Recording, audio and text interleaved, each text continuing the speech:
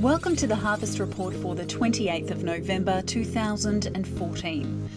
The total receivables for this week reached 8,794,037 tonnes. This means that Western Australia is at least two-thirds of the way through the harvest program.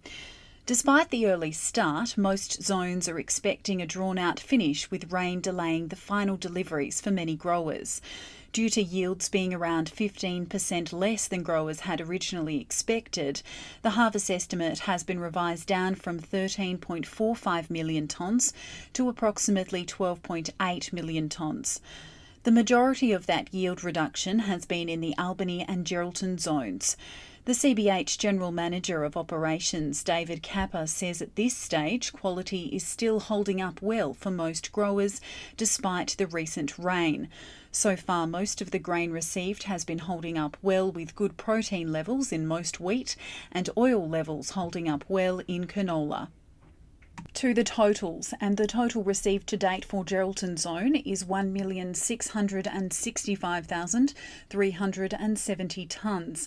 The total received to date for Esperance zone is 1,425,385 tonnes. The total received to date for Kwinana zone is 4,296,301 tonnes. And the total received to date for Albany zone is 1,406,901 tonnes. To the Geraldton zone, and the Geraldton zone has had the earliest harvest on record beginning on the 16th of September, and at this stage it's expected to also be the longest. This week has seen some unexpected events across the zone, including fires, scattered thunderstorms with hail and rain. Geraldton Zone Manager Duncan Gray says around 161,000 tonnes were received this week, with the end of harvest in sight. We are starting to see most growers winding up, and hopefully once the weather passes we will start to see most of the zone finished by the end of the week. To the Kwinana zone, and the past week in the Kwinana zone has been busy with good harvesting conditions across most of the zone. The majority of growers have now finished canola and barley and are well into their wheat programs, with a number of growers in the north and east of the zone finished altogether. Monday the 24th of November was the busiest day yet, with 217,493 tonnes received across the zone. It's likely that receivables will slow over the weekend after recent rain of between 1 millimetre and 30 millimetres. CBH Kwinana Zone Manager Gavin Bignell says quality has still been very good. We have had a lot of high protein wheat coming into the system, and screenings remain low in most parts. To the Albany zone, and it's been another frustrating week for growers in the Albany zone, with many in the southern parts of the zone struggling with limited harvest windows due to weather conditions and high moisture. Despite the recent rain, the zone had its biggest day of receivables this year on Wednesday, with 132,000 tonnes received. This was more than any single day last year. CBH Albany Zone Manager Greg Thornton said recent rain of up to 40 mils combined with more inclement weather forecast will further delay the slow harvest.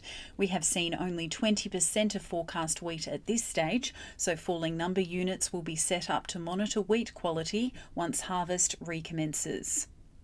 To the Esperance zone, and the Esperance zone has had another challenging week of wet weather. Despite having received 350,000 tonnes this week, many growers have been struggling to get the moisture levels down. Esperance zone manager Mick Daw says the zone is still expecting to receive another 300,000 to 400,000 tonnes.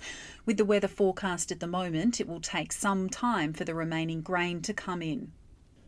Now to the market update with the General Manager of Marketing and Trading, Jason Craig. The barley market remains well supported this week with good demand from Asian markets. Barley values remain in the range of Australian $320 per tonne free in store and Australian $270 per tonne free in store for malt and feed respectively. We continue to see interest from both the trade and growers with active selling.